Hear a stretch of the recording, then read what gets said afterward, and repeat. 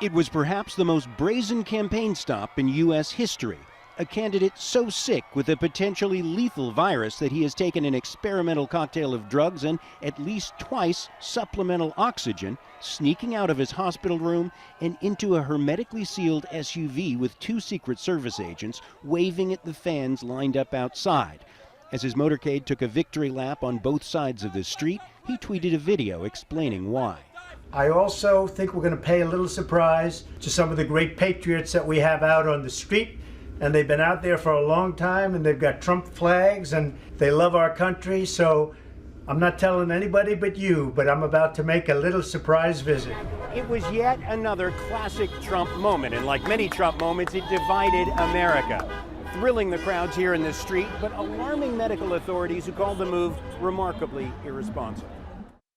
The head of disaster medicine at George Washington University Medical Center tweeted, "That presidential SUV is not only bulletproof, but hermetically sealed against chemical attack. The risk of COVID-19 transmission inside is as high as it gets outside of medical procedures. The irresponsibility is astounding. My thoughts are with the Secret Service, forced to play." Earlier, his team of doctors emerged for another update, and the president's personal physician first explained the reason for the particularly rosy prognosis that was given 24 hours earlier, saying he was trying to reflect the upbeat attitude of medical team and president.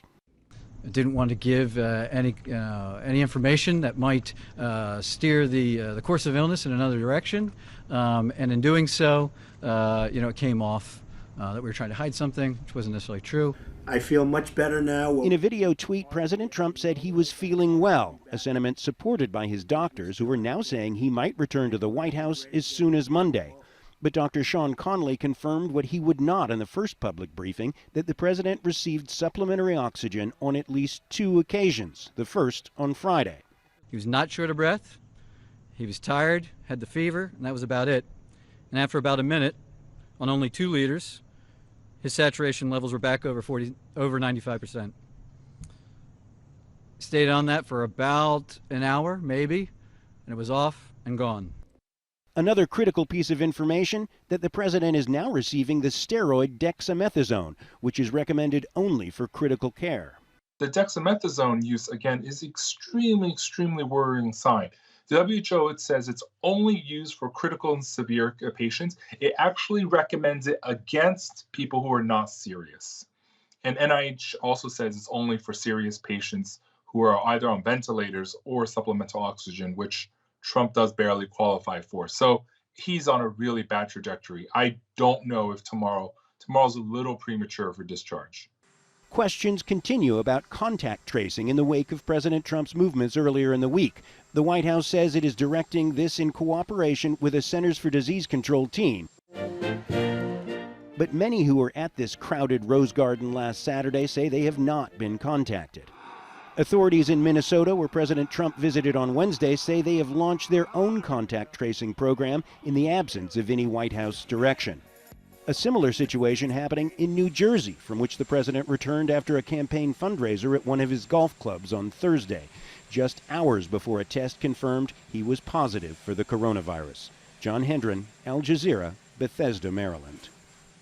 Now, Julie Fisher is an associate research professor of microbiology and immunology at Georgetown University Medical Center.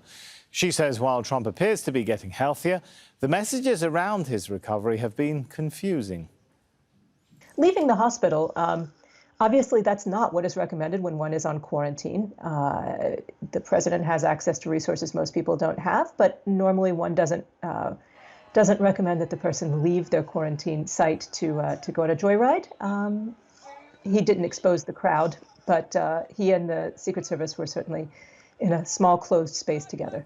It's really difficult to interpret the messages that have been shared. Clearly, there are issues of patient confidentiality even for the president, and the clinicians are bound by their duty to be somewhat cautious about what information they share. That said, they've been very forthcoming in listing the cocktail of medications, which are a combination of an antibody, an engineered monoclonal antibody treatment that is experimental, dexamethasone, which is generally reserved for patients who appear to be very severely ill and have a worsening condition with a need for supplemental oxygen. And the remdesivir has been approved for emergency use authorization. It seems to be a little bit of a scattershot method from the outside, just trying a bit of everything, which doesn't really match with the reports that his condition is pretty mild and that he's improving quickly.